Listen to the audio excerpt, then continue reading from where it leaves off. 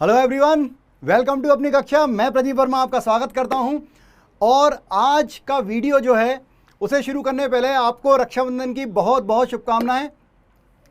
आज के दिन आपको ईश्वर सद्बुद्धि दे जिससे कि हम इस दौड़ को जो हम लगाने वाले हैं 2 साल के लिए उसकी क्षमता मिल सके, आपके परिवार के साथ संबंध और घनिष्ठ हों। इसी शुभकामनाओं के साथ मैं इस वीडियो को स्टार्ट कर रहा हूं। और आज के वीडियो में हम क्या करने वाले हैं, ये इंट्रोडक्टरी वीडियो है दोस्तों। तो इस वीडियो में मेरा ये काम है कि मैं आपको एक टीचर के नाते अपना रोल बता दूं कि मैं 2 साल क्या रोल प्ले करने वाला हूं और आपका क्या रोल होना चाहिए। 10 से आप 11th में आ गए हैं, क्या चीज़ें बदल गई हैं, किन चीज़ों का आपको ध्यान रखना है जिससे कि ये जो रास्ता है ये टफ ना हो के मज़े वाला हो, फन वाला हो। तो सबसे पहले मैं आपके लिए बात करता हूं दोस्तों।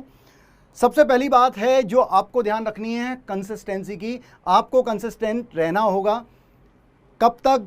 2 ईयर तक, ठीक है। अगर आप कंसिस्टेंट रह गए तो आईआईटी हमारी होगी।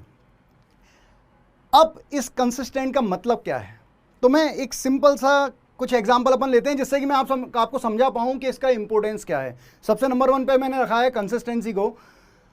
तो कंसिस्टेंसी, जैसे मान लीजिए आप दुनिया में जितने भी काम कर रहे हैं, ठीक है, आप जब से इस दुनिया में आए हैं, जब से आपने होश संभाला है, तब से आपको जो जो चीज़ें याद हैं कि आप करते हैं, ठीक है, जो आप करते हैं, जो अपने आप होती है बात अलग है, लेकिन जो भी कुछ आप करते हैं वो सारी चीज़ें कंसिस्टेंसी पे डिपेंडेंट हैं। तो दोस्तों हम कंसिस्टेंसी की बात कर रहे हैं। कंसिस्टेंसी पे ये डिपेंड करता है कि एक एग्जाम्पल से मैं आपको समझाता हूँ।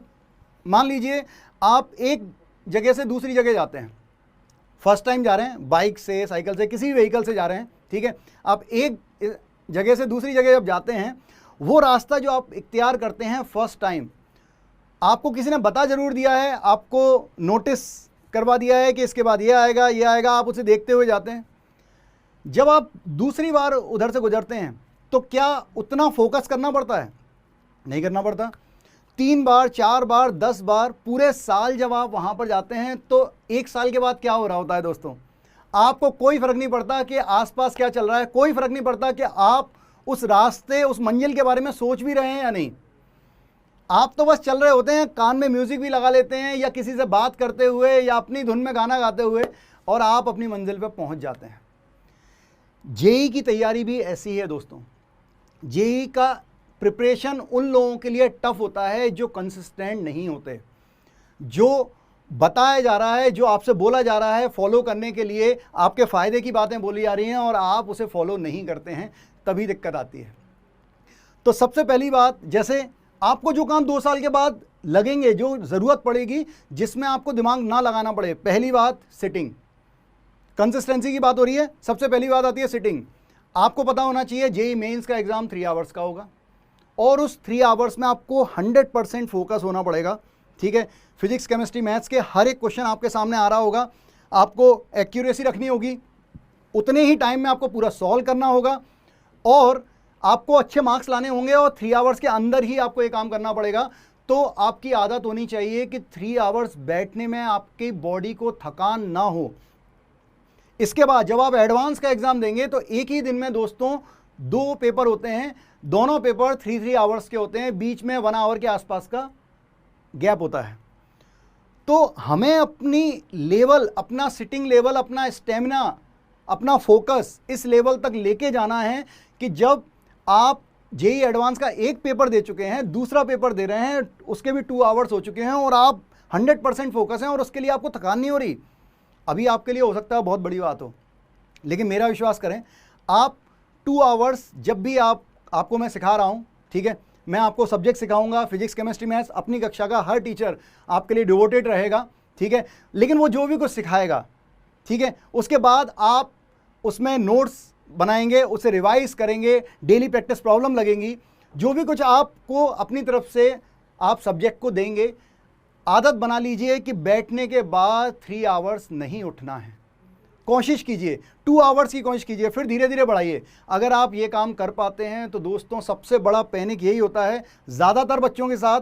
बहुत अच्छा सब्जेक्ट कर लेते हैं बच्चे, लेकिन फर्स्ट पेपर के बाद सेकंड पेपर ज़्यादातर लोगों का बिगड़ जाता है एडवांस का, क्योंकि उनको कंसिस्टेंटली उन्होंने ये काम 2 साल नहीं किया होता। तो मैं वापस अपनी बात पे आता हूँ कि कंसिस्टेंट रहना है, ठीक है। जो भी आप शेड्यूल बनाएं, हर टीचर आपको अपने सब्जेक्ट के हिसाब से शेड्यूल बताएगा और एक का शेड्यूल दूसरे से क्लैश नहीं होगा। दैट इज़ माय जॉब, ठीक है। ये हमारी जिम्मेदारी है, ये हम एक दूसरे से म्यूचुअल अंडरस्टैंडिंग रखते हैं इस चीज़ के बारे में कि आपको ये दिक्कत नहीं होगी, ठीक है दोस्तों। तो पहली बात हुई कंसिस्टेंसी की। दूसरी बात है कॉन्फिडेंस रखें। कॉन्फिडेंस रखें खुद पर, अपने टीचर्स पर।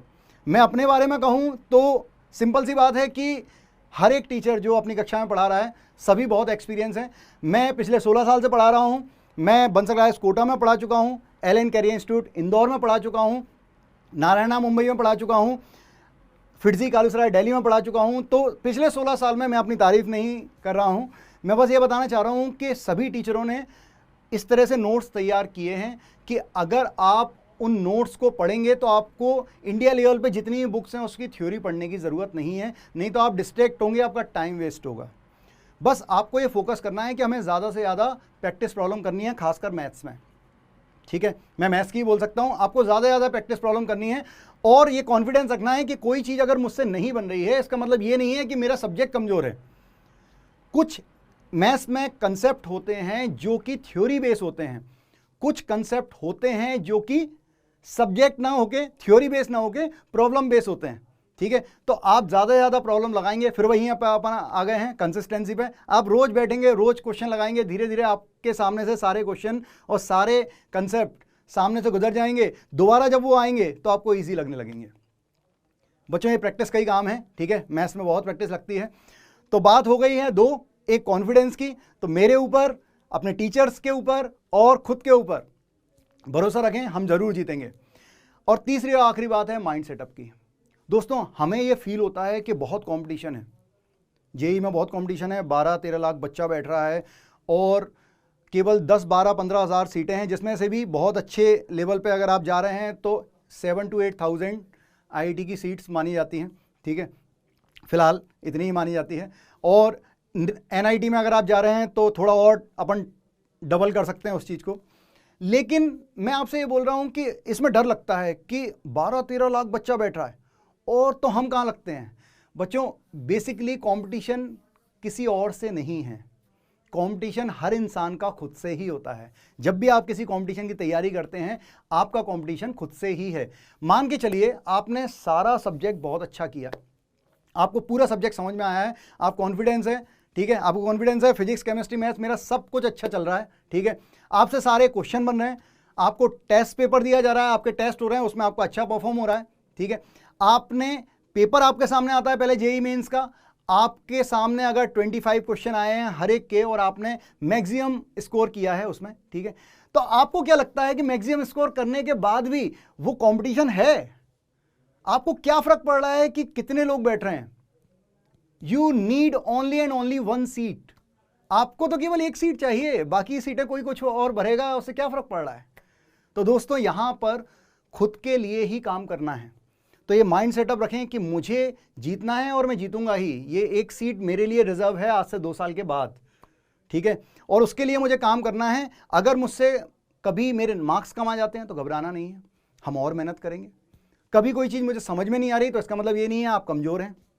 ये सब चीज़ें जब आप मंजिल सोच लेते हैं कि मेरी मंजिल कौन सी है, तो रास्ता आप नहीं सोच सकते।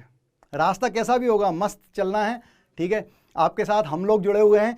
ये सारी बातें मैंने आपको बोल दी हैं, ये आपका रोल है जो आपको ध्यान रखना है। अब अपनी कक्षा और उससे जुड़े हुए जितने भी टीचर आपको पढ़ाने वाले हैं, हम लोगों का जो काम है मैं उसको बता देता हूँ। जैसे मैं प्रदीप वर्मा आपके लिए क्या करूँगा, लाइव क्लास चलेगी अपनी, नेक्स्ट लेक्चर जो होगा वो लाइव लेक्चर होगा। उस लाइव लेक्चर में मैं जो भी कुछ पढ़ाऊँगा फोकस होकर पढ़ना है दोस्तों, ठीक है। अब मान लीजिए आप पढ़ते हैं और आप उतना फोकस नहीं कर पाए तो उसका वीडियो आपको मिल रहा है। आपने कहा सर वीडियो मिल गया, अब मैं बार बार वीडियो देखूं क्या? जो आपने पढ़ाया मुझे बीच का कोई कंसेप्ट समझना है, पूरा वीडियो आगे बढ़ा के देखूं? बिल्कुल नहीं। उसमें मैं स्क्रीन पे जो भी कुछ लिखूंगा दोस्तों वो भी आपको पीडीएफ नोट्स के जरिए जो वीडियो बनेगा उसके साथ प्रोवाइड कराया जाएगा। मतलब ये निकला कि आपको अगर थ्योरी नोट्स बनाने हैं तो उसकी ज़रूरत नहीं है, नोट्स मेरे बने हुए आपको मिलते रहेंगे, आप उसी में अंडरलाइन कर सकते हैं, ठीक है, उसे हाईलाइट कर सकते हैं। जो जो काम का होगा मैं आपको वो भी बताऊंगा कि ये चीज़ें काम की हैं। हर टीचर बताता है कि भाई ये पूरा बता दिया, समझा दिया, ये काम का है, उस पर अंडरलाइन या हाईलाइट कर लेना है, उसके प्रिंट आउट निकाल के, तो आपको लाइव क्लास मिल रही है, उसका वीडियो मिल रहा है, आप रिवाइज कर सकते हैं कभी भी। अगर आपका रिवाइज है लेकिन किसी कंसेप्ट में कोई क्वेश्चन में आपको दिक्कत आई थी तो उस क्वेश्चन को आप देख सकते हैं नोट्स के जरिए। पहली बात ये हो गई, ये थ्योरी रिलेटेड काम हो गया। अब प्रैक्टिस रिलेटेड क्या काम होगा, प्रैक्टिस भी करनी है तो आपको डेली प्रैक्टिस प्रॉब्लम मिलेगी। मतलब प्रदीप वर्मा ने फर्स्ट लेक्चर पढ़ाया, फर्स्ट लेक्चर पढ़ाने के बाद उससे रिलेटेड प्रॉब्लम आपको डेली प्रैक्टिस प्रॉब्लम के जरिए मिलेंगे। ठीक है, अब आपने वो क्वेश्चन सॉल्व किया, उसके आगे उसके नीचे ही उसके आंसर रहेंगे, आपने उनको आंसर टिक लगाया। कोई क्वेश्चन आपको नहीं समझ में आया, कोई बात नहीं, उसका सॉल्यूशन वीडियो आपको मिलेगा, उसका सॉल्यूशन वीडियो आपको मिलेगा। अब आप कहेंगे सर सॉल्यूशन वीडियो नहीं देखना है, मेरे पास इतना टाइम नहीं है, मुझे तो आप सॉल्यूशन लिखित में दे दें। तो जो भी मैं यहाँ पे बताऊंगा, जो भी सॉल्यूशन यहाँ पे बनाया जाएगा इस स्क्रीन पर, वो भी जैसे नोट्स आपको मिले थे वैसा का वैसा सॉल्यूशन भी आपको पीडीएफ में मिल जाएगा। तो दोस्तों हमारे टाइम में ये सब प्रोवाइड नहीं था। ठीक है, आपकी दौर में ये नसीब है। ठीक है, आप खुशकिस्मत हैं कि इस तरह का दौर चल रहा है, ऐसी सुविधाएं आपको अपनी कक्षा दे रहा है। ठीक है दोस्तों, तो एक बात ये हो गई, प्रैक्टिस की हो गई, ज़्यादा से ज़्यादा प्रैक्टिस करें, डाउट क्लियरिंग सेशन को हमेशा आगे बढ़ें। कई लोग डाउट में नहीं आना चाहते, डाउट सेशन अटेंड नहीं करना चाहते, ये सबसे बड़ी गलती होती है। दोस्तों थ्योरी पढ़ने से कोई सिलेक्शन नहीं होता, खासकर मैथ्स में थ्योरी सब कुछ नहीं होती। 50 to 60% थ्योरी का योगदान होता है और 40% प्रैक्टिस होती है। तो प्रैक्टिस करना है जम के। ठीक है दोस्तों, तो मैंने अपनी तरफ का किरदार बता दिया जो हम करने वाले हैं, और आपकी तरफ से भी बात बोल दी। और दोस्तों आपको ये बता दिया है कि ये लड़ाई जो हम शुरू कर रहे हैं, इस लड़ाई को हम मौज की तरह भी ले सकते हैं। ठीक है, अगर आपको ये याद रहा कि मुझे किसी को देख के नहीं चल रहा है, कोई ज़्यादा रात को जगता है, कोई ज़्यादा पढ़ता है, कोई नोट्स बना रहा है, कोई कुछ ना कुछ, सब आप 4 लोगों को देखेंगे, 4 अलग अलग तरीके से पढ़ रहे होंगे, और वो 4 लोग भी आपको देख रहे होंगे कि यार ये कैसे पढ़ रहा है। तो दोस्तों ये सब देखना बंद करें, खुद को देखें। अगर आप 5 डेज भी फोकस कर पाते हैं, कंसिस्टेंट रह पाते हैं, तो जेई आपका है। ठीक है, आईआईटी की एक सीट आपकी है, मैं डैम श्योर हूँ आपको भी होना चाहिए। मेहनत करिएगा। हर वो बच्चा जो मेहनत करता है, कंसिस्टेंट रहता है, माइंड सेटअप के साथ चलता है, कॉन्फिडेंस रखता है, उस हर बच्चे को एग्ज़ाम के पहले ही ये बात पता होती है कि उसका आईडी में हो रहा है। बस लड़ाई होती है कि आपकी रैंक क्या आती है। तो दोस्तों ना किसी से ईर्ष्या, ना किसी से होड़, ना किसी से ईर्ष्या, ना किसी से होड़, मेरी अपनी मंजिलें, मेरी अपनी दौड़।